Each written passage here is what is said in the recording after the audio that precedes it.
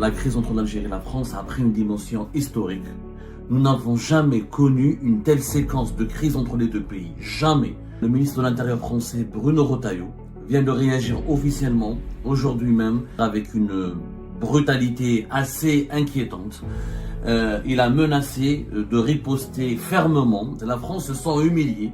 Il le dit lui-même, le ministre de l'Intérieur français. Nous avons atteint avec l'Algérie un seuil extrêmement inquiétant.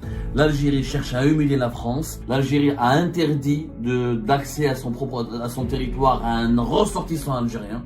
C'est stupéfiant et je pense qu'on doit désormais évaluer tous les moyens qui sont à notre disposition. Tous les moyens. Bruno Retailleau parle de tous les moyens.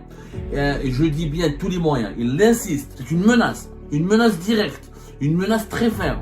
Ça veut dire aujourd'hui, pratiquement, nous avons dépassé la rupture. Il y a un éventail de possibilités que je ne détaillerai pas d'ici, explique-t-il encore, qui doivent être étudiées au plus haut niveau. Gouvernement et président de la République. C'est l'arme des visas qu'il va avoir, c'est pas le ministre de la Défense nationale, donc c'est pas les moyens militaires. La France, c'est pas le Maroc. Attention, la France, c'est pas le Maroc. Les événements sont en train de s'accélérer dangereusement. La crise entre l'Algérie et la France a pris une dimension historique. Nous n'avons jamais connu une telle séquence de crise entre les deux pays. Jamais.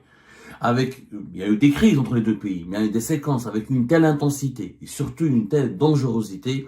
Nous n'avons jamais connu cela.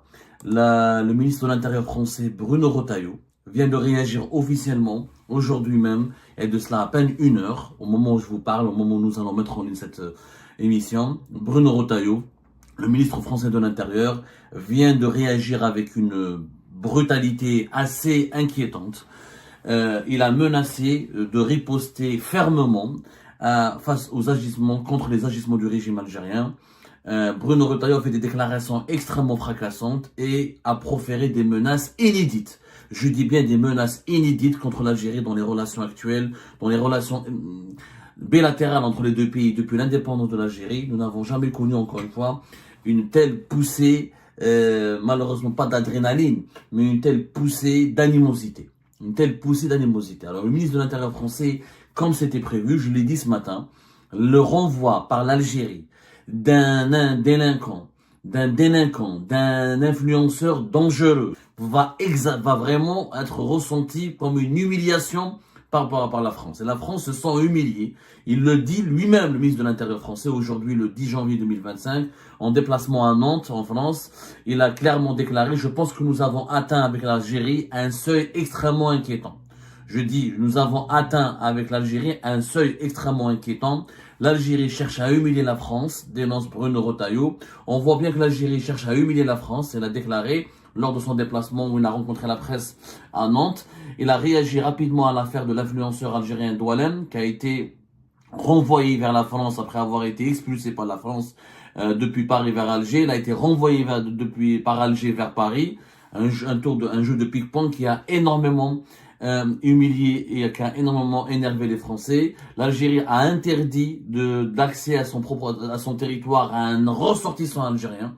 C'est stupéfiant, c'est vraiment stupéfiant. Je ne connais pas de pays qui ont fait de même. Je n'ai pas eu d'exemple récent ou ancien d'une situation aussi loufoque, où un pays interdit l'accès à son territoire, à son propre citoyen, à son propre ressortissant, alors que Dabouala n'est pas un migrant sans papier, il a des papiers, il a un passeport algérien, et encore une fois, c'est un Algérien reconnu, il le dit lui-même, c'est un partisan du régime algérien. Il crie tout le temps: bon, tu ne peux pas douter de son identité. Il n'y a pas de laissez-passer consulaire. Là, c'est un Algérien. Ce n'est pas comme le cas d'un étranger sans document d'identité. Qu'est-ce qu'il a dit au Premier ministre de l'Intérieur français? Je veux dire ma stupéfaction. Je pense qu'on a atteint avec l'Algérie un seuil extrêmement inquiétant. Selon Bruno Retailleau, l'Algérie elle a non seulement donc humilié la France, mais elle continue de détenir Boualem Sansal, qui est non seulement algérien, mais qui est aussi français. Est-ce qu'un grand pays, est-ce qu'un grand peuple peut s'honorer? Est-ce qu'un grand pays, regardez, les mots sont très durs. Les mots sont très durs.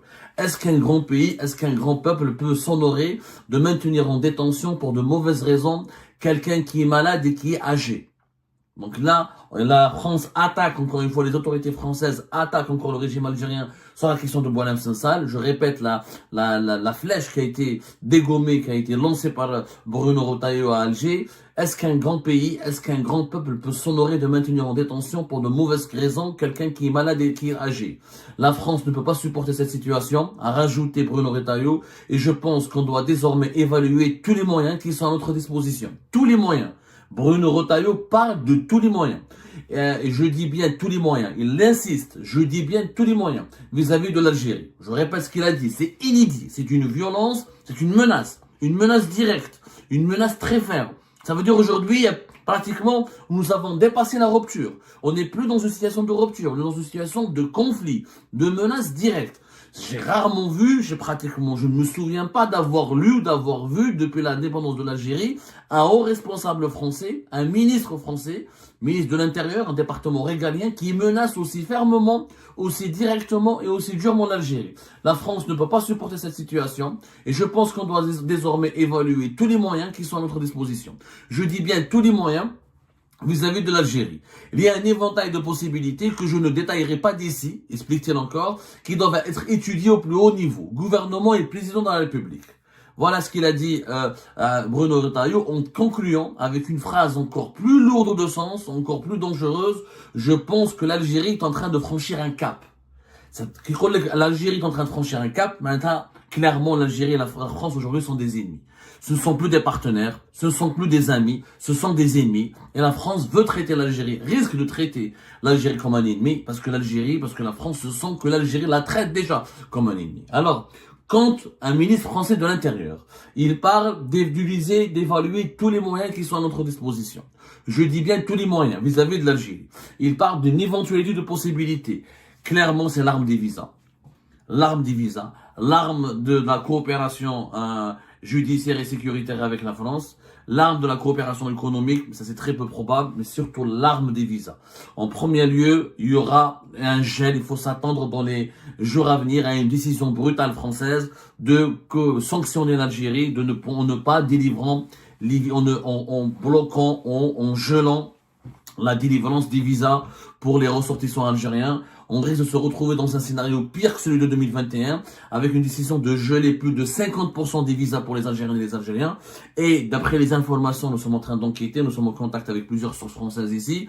Il y a un plan Retailleau, il y a un plan que Bruno Retailleau est en cours de préparation, où le gel des visas va cibler surtout les familles des dirigeants algériens. Les familles des dirigeants algériens, les hauts fonctionnaires algériens et les responsables algériens. Les programmes de coopération qui seront financés par la France au profit de l'État algérien, au profit des juges, des magistrats, des diplomates, des hauts commis de l'État algérien seront bloqués. Et les visas délivrés pour les cours séjour, ou là, les visas de court séjour qui étaient généreusement accordés par la France aux dirigeants algériens seront aussi bloqués et gelés pour une durée indéterminée jusqu'à ce que cette crise soit dépassée. Donc l'arme des visas sera utilisée clairement, parce que quand le ministère de l'Intérieur il parle de tous les moyens, je dis bien tous les moyens, c'est l'arme des visas qu'il va avoir, c'est pas le ministre de la Défense nationale, donc c'est pas les moyens militaires, c'est les moyens d'abord c'est les moyens sécuritaires et les moyens de liberté de circulation qui sont les visas de circulation entre les deux pays. Ça peut être les liaisons aériennes entre les deux pays dans un deuxième temps. Ça peut être les intérêts de l'État algérien en France. On va en parler parce que l'Algérie, attention, l'Algérie n'est pas le Tchad, n'est pas le Mali. Quand le Mali et le Tchad se disputent avec la France, c'est beaucoup moins préjudiciable pour eux parce qu'ils n'ont pas autant d'intérêt. L'État algérien a des investissements, il a des biens en France. Les dirigeants algériens, ils ont leur famille, ils ont leurs enfants, ils ont des biens aussi en France. Il y a une grande liberté de circulation entre les deux pays. Je répète, INS. Vous avez du mal à comprendre l'intensité des relations algéro-françaises. Mais là, on parle quand même de plusieurs millions de personnes qui circulent entre les deux pays. Il y a minimum 3 millions, jusqu'à presque 4 millions de personnes qui circulent entre les deux pays. 3 millions et quelques, ça peut aller jusqu'à même 4 millions de personnes. C'est énorme. Je parle des liaisons entre les liaisons aériennes et maritimes. On est dans les 4 millions et quelques de personnes qui circulent entre les deux pays. C'est énorme. Il y a plus de 200 000 Algériens qui obtiennent le visa Schengen pour la France, le visa Schengen depuis la France chaque année. Donc les implications sont énormes. On a des intérêts financiers. Il y a une grande communauté algérienne qui est en France. Il y a des intérêts économiques français importants en Algérie. Il y a des intérêts économiques algériens importants pour la Algérien en France. La France est un bon client pour le gaz et le pétrole algérien, entre autres. Elle fait partie, après, elle est derrière l'Espagne et l'Italie, mais quand même, avec la Grèce, le Portugal et les d'autres pays encore, elle fait partie des plus importants clients algériens. Des plus importants clients pour le gaz et le pétrole algérien. Il y a des implications qui sont énormes. Et là, quand un ministre, je dis bien quand un ministre parle de la sorte, un ministre de l'Intérieur français parle de la sorte, c'est que nous sommes dans une situation catastrophique. Là, c'est des menaces directes, c'est des menaces inédites, c'est des menaces très brutales, c'est des menaces qui témoignent d'une exaspération profonde au sein des autorités françaises, d'un sentiment de ras-le-bol. Les autorités françaises commencent à en avoir marre clairement du régime algérien, de cette politique de chantage, de cette politique, de ces provocations incessantes. Il faut dire la vérité, il faut être en toute objectivité. On a expulsé un Algérien qui est impliqué. Victime. S'il était victime d'un abus de pouvoir, ou là s'il avait été victime d'une situation oui, lui-même il n'a pas commis de tort, s'il était victime de discrimination, bien sûr je dirais que l'Algérie a le droit de soutenir ses compatriotes. Mais là le gars il a appelé au meurtre. C'est un délinquant. Il a des années de prison derrière lui. C'est un voyou, c'est un voyou. Un voyou déclaré. La France l'expulse et toi tu veux pas le récupérer, c'est une provocation. Tu as dit à la France je t'emmerde. Et ben si tu dis je t'emmerde à la France, il faudra s'attendre à des réactions. Il faut pas croire que la France va se taire. La France, c'est pas le Maroc. Attention, la France c'est pas le Maroc. Ce n'est pas le Maroc qui a... La France est une puissance mondiale, c'est un membre permanent du Conseil de sécurité de l'ONU, c'est le pays dans lequel habitent le plus d'Algériens à l'étranger, c'est le pays dans lequel les Algériens possèdent le plus où les Algériens possèdent le plus de biens et d'avoirs financiers. C'est un partenaire extrêmement important. Et Bruno Retailleau, déjà, clairement, il était pas un ami à l'Algérie, clairement, il était dans une politique de développement, dans une politique de durcissement contre les intérêts de l'Algérie. Clairement, il était plus pro-marocain que pro-algérien. Et là, Bruno Retailleau, franchement, disons-le, il va se frotter les mains. Le régime algérien est en train de lui fournir tous les prétextes, toutes les justifications pour renforcer cette politique anti-algérienne et pour s'en prendre encore davantage aux intérêts de l'Algérie et pour aggraver encore davantage ce bras de fer avec l'Algérie. Il faut savoir que le régime algérien se trompe de calcul. Pour la droite française, elle est gagnante.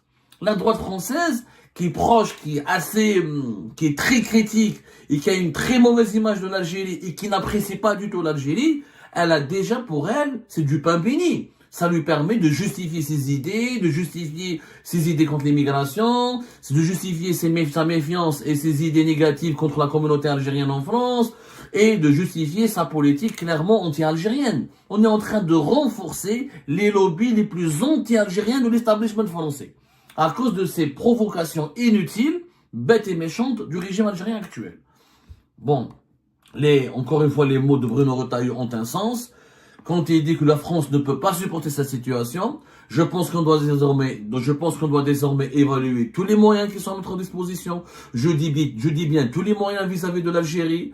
Donc tous les moyens, quand un ministre de l'Intérieur, arme des visas, c'est sûr, contrôle et enquête sur les réseaux, contrôle et enquête sur les sécuritaires, sur les relais du régime algérien en France, liberté de circulation entre les deux pays qui sera contrôlée, qui va rencontrer des blocages et qui sera soumise à des problématiques, à des difficultés, et aussi des réactions, des blocages et du gel de pas mal de programmes de coopération qui sont importants pour l'État algérien.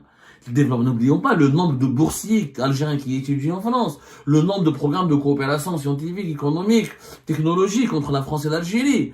On en parlera des accords et de la coopération et des programmes de coopération français en Algérie. Ils sont importants. L'Algérie est parmi les pays les plus bénéficiaires sur le continent africain et dans le monde arabe de ces programmes de coopération. Là, on va compromettre l'avenir de plusieurs étudiants algériens, de plusieurs chercheurs algériens, de plusieurs universitaires et des cadres algériens qui ne pourront pas terminer peut-être leur formation, qui ne pourront pas venir en France faire leur formation. Même les familles des dirigeants algériens vont subir, attention, cette fois-ci, c'est pas la même crise qu'avant. Ce n'est plus Jacques Chirac, c'est plus De Villepin, C'est plus François Hollande. Là, on a des gars durs de la droite. Bruno Retailleau, c'est un gars dur de la droite. Il ne va pas hésiter à aller jusqu'au fond. Il faut que les dirigeants algériens comprennent. Il ne faut pas qu'ils oublient qu'ils ont des biens, qu'ils ont des enfants, ils ont des parents, ils ont des proches en France. Donc, il y a la crise actuelle, ce bras de fer va basculer dans une dimension qui est totalement inédite et qui aura, c'est pas la France qui est perdante. Les dirigeants français n'ont pas leurs enfants en Algérie. Hein. Il n'y a pas autant de Français qui demandent le visa pour l'Algérie. Et les Algériens, c'est quelqu'un qui devront se soigner en France. Il y a des Algériens qui habitent en France, qui veulent ramener leurs parents pour les faire soigner, etc. Demain, il y a un blocage de visa. Ce sont des patients algériens qui risquent de ne pas soigner, qui pourraient mourir. C'est des Algériennes et des Algériens qui ne pourront pas accéder à des traitements médicaux urgents dans les hôpitaux français.